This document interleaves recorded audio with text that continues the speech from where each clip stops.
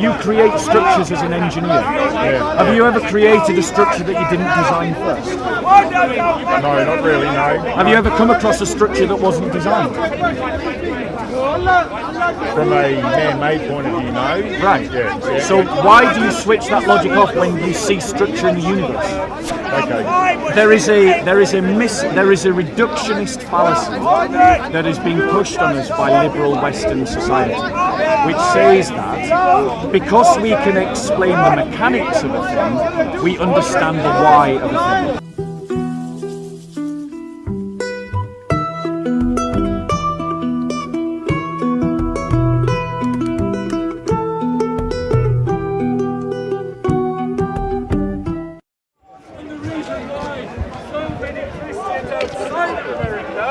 Don't have Thanksgiving meals is because they think it's a secular American holiday.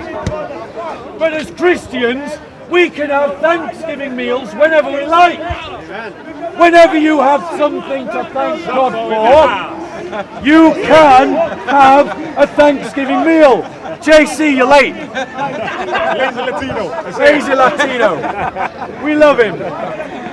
The man that single-handedly pushed back against the Dawah team through his channel.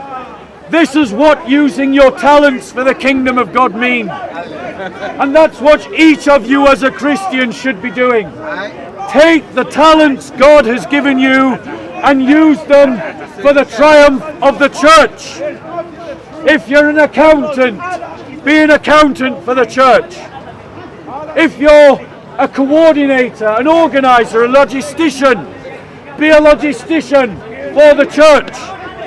If you're a speaker, speak for the church. I know a Christian from my own fellowship who is a trained security guard.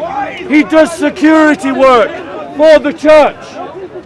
Every Christian, whatever your talent is, use it for the church. And if most of you are not sure what your talent is, think about what you're doing for a job, or what you have done for a job. That is the best, though not necessarily the correct, way of identifying your talent. Any questions before I stop? I'm losing my voice and I need a drink. How you doing? Are you a veteran? No. I just love it. So I've only just came here last week. I saw you over there and this week. So no. Fantastic. Are you a follower of Christ? Unfortunately, no, not for you. But not yet? I'm an atheist in the middle, but I'm opposite to Islam. Yeah, that's why I came here. But I like listening to what you're saying. Well, I would encourage you. I would encourage you, brother, to, in terms of resisting Islamization. Yeah. To resist Islamization, we have got to rediscover the thing that made the Western world what it is. Oh, absolutely, I agree with that. Absolutely, right? Yeah. And what I'm saying is, you can't own that only at a cultural level. If you just want to say, well, I'm a Christian, but I celebrate Christmas, but then your celebration of Christmas is absent of any Christian content. Do you get what I'm saying? I do. I mean, I've grown up as an atheist, and I guess it's the more I've been reading about history of Islam or Christianity and things like that, I can understand why it kept Western society together, how important it is. It's something I struggle with as an idea. I'm an engineer by training. If I was to lean one way or another, certainly I can see how it gives us a better society. But I would just point out that it didn't just help the Christian church resist Islamization, but even when Christian territories were overtaken by Islam, like in Eastern Europe or in Egypt, it helped Christians to maintain an identity during those periods of occupation. And what I'm saying to you, as the demographic West collapses, as the atheistic, liberal, secular world dies demographically, which it is doing, and if trends continue, will be replaced by a majority Muslim society. Totally agree. Unless we have a strong Christian identity, we will not be able to survive the pressure that comes from living within that Islamic world. So what I'm saying to people like you is that if you want to defend the West, you can't defend the West if you deny the root of the West. You've got to own the West from its leaves to its roots. And that means you've got to own your Christian faith. Now, as an atheist and an engineer, let me give you a good reason why you can believe in God. Okay? As an engineer, are you a structural engineer? What kind of mining engineer. Mining engineer. So, am I right in thinking that you will use mathematics in terms of the structures and pressures and forces? To a degree, yeah. To a degree. So you understand that when you use maths, you're describing things that work by laws, right? Observable laws, predictable laws. Yeah. Now, would you agree with me that if something has predictability due to an observable law, this would imply design? Yeah, I can understand. I'm not sure. Like things like particle motion, dropping a rock, that wouldn't be by design. Well, that's gravitational force. Gravitational force, and that sort of thing. And like that, I struggle with that part of it. And I guess it's. But what I'm saying, to elaborate my argument more, we can use maths to describe the cosmos, and in fact we do. And we use maths to describe the forces of nature and the matter and so on. And mathematics is a language by which not only are we able to describe, but even to make predictions. And then those predictions can be verified through observable science. Now, the fact that we seem to have tapped into a code, literally, because maths is also a code, the fact that we've tapped into a code that seems to be governing the cosmos, that then allows us to predict the next thing, which then through observational experiment we are then able to observe and test, indicates that this is designed. Because whenever you come across anything, whenever you have come across anything that is clearly designed, like a car, that you can't then describe through mathematics and describe in a predictable way and how it behaves. Everything that we have ever designed as human beings has predictability because it is designed for a purpose and we are able to predict the result. Well, why would we switch that logic off when we look at nature and we see observably that there is a coding to the cosmos that we've tapped into, that we are able to use to make predictions, and then those predictions are coming true precisely because the maths works out. That indicates structure, and structure indicates design. You create structures as an engineer. Have you ever created a structure that you didn't design first? No, not really, no. Have you ever come across a structure that wasn't designed? From a man-made point of view, no. Right. So why do you switch that logic off when you see structure in the universe?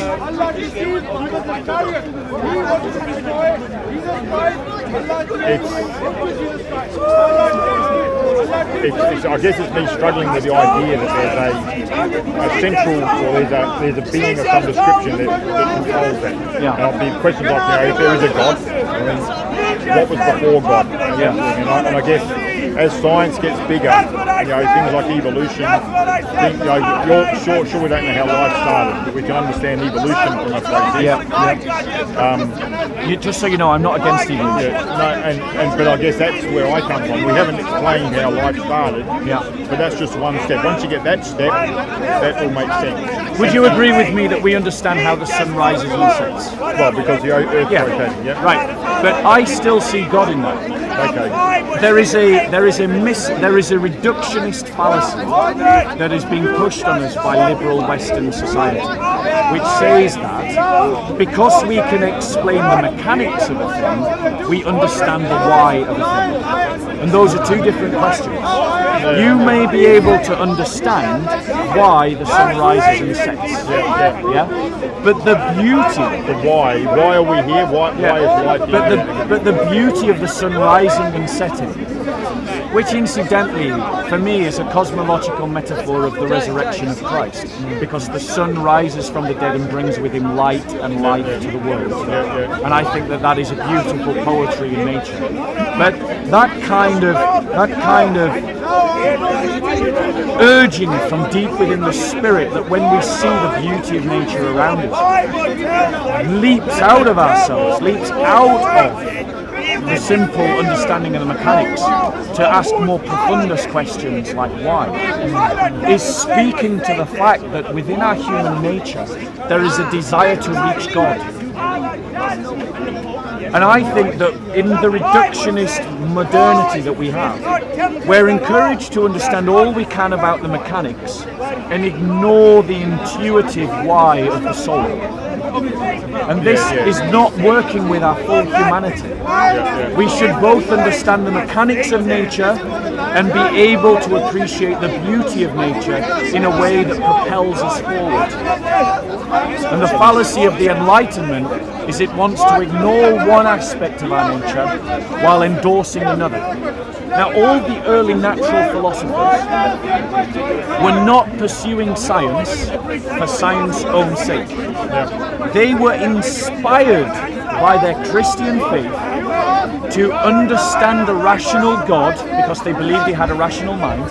So they assumed, and this is really imperative because this explains why science took such deep roots in Europe as opposed to anywhere else. Bearing in mind that other civilizations were at different times more advanced than the Western world. But because of our Christian faith, we assumed a rational mind was behind the creation, and that meant that the creation had a rational order which we could then explore rationally. And that was the impetus behind all the early natural philosophers and why those philosophers went in to explore the rationality of the world. And it just so happens that their assumption was right. The world is ordered rationally, that we can describe through a language of mathematics which is a rational language.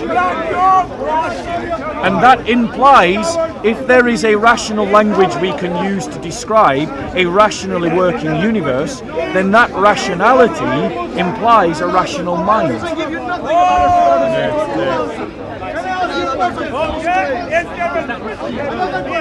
What? Well, yeah, so it's a fair question, and I do like fair questions. I heckle people less if they ask me fair questions. So in terms of, let's be clear about what time is. It's disputed as to what time is. Time, it's called the arrow of time, could simply be the observation of entropy, i.e. the movement of things to a less ordered state. Or it could be a force. Einstein certainly believed that time and space were the same thing. So that over there was the same as saying over then. Okay? So there's a dispute as to what time is. Is it just our anthropological observation of entropy? Either way, the reality is that the thing that caused the universe to be, the thing that caused us to be, must be outside of time. And yes, of course, in a second. I just want to expose you how hypocrite you are. In a second, I'm just addressing this man's question. I'm going to expose you. This man is ignorant. This is the Tao. This is the Tao. Don't be physical. Don't be physical. Don't touch me. I'm going to expose this hypocrite idiot. I'm going to expose him. How they behave. And yet, and I having a talk. I'm not being physical. I'm just going to show this man. I'm going to expose him. This is the He's a hypocrite. They complain when Christians do this to themselves, but here they are doing it to us. Excuse me, I'm answering his question. I'm answering his question. No. Okay, I'm going to be here. Come to me, so I'll expose you. Stand here with me. I'll expose you. You're a hypocrite and idiot. And if you didn't come to me, then know everybody, he's a coward. So the thing that created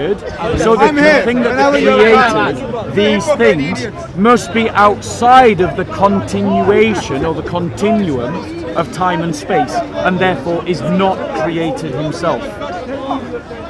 And philosophically that stacks up.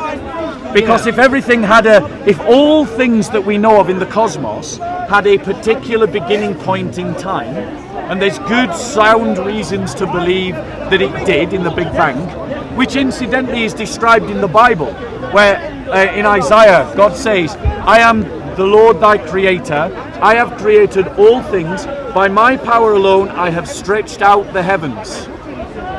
Okay, the heavens biblically is a reference to that which is above.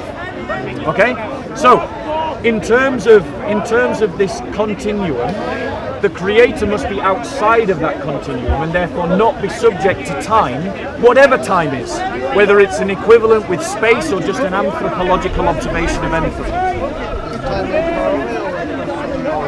I don't think it's either.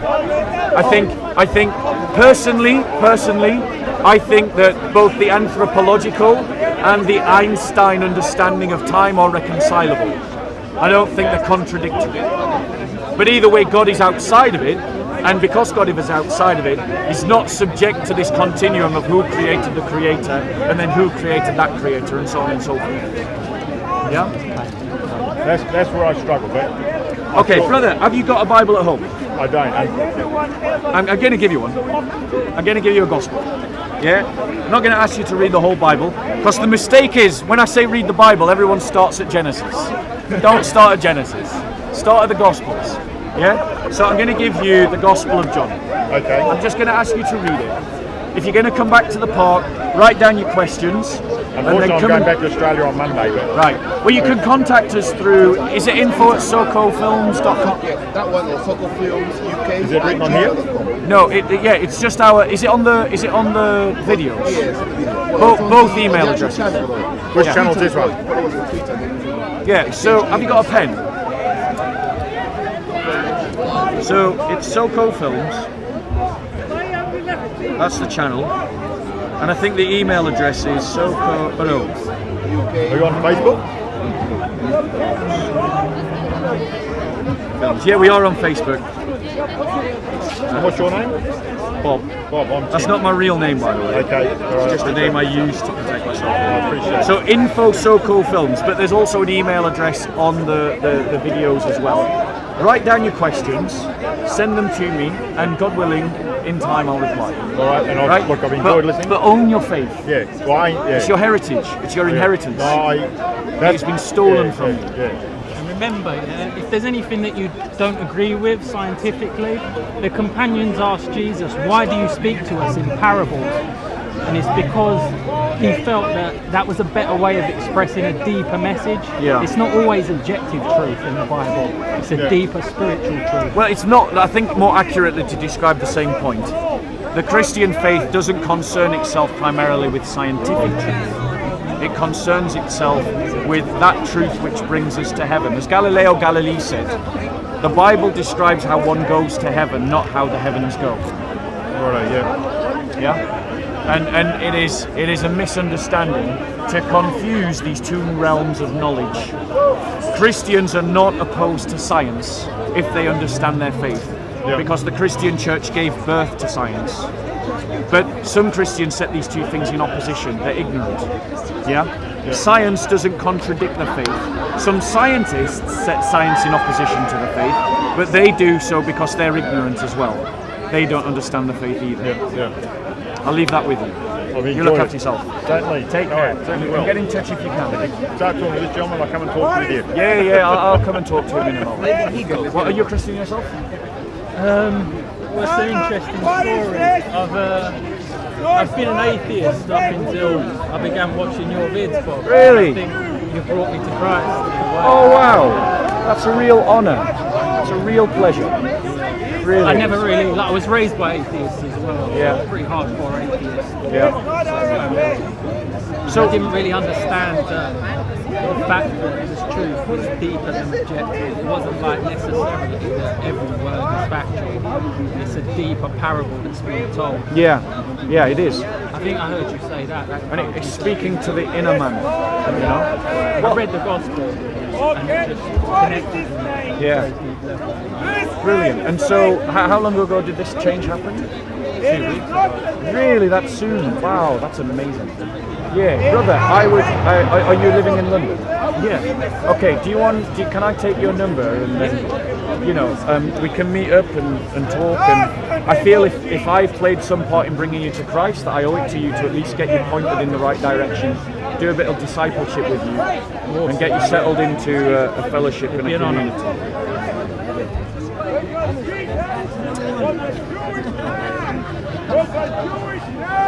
So just so you know, I always ring people on a withheld number. So that's what I will do with you. But I'll leave a message if you don't answer it, and then you can call us back. So what's the number? 073. 073. Yeah.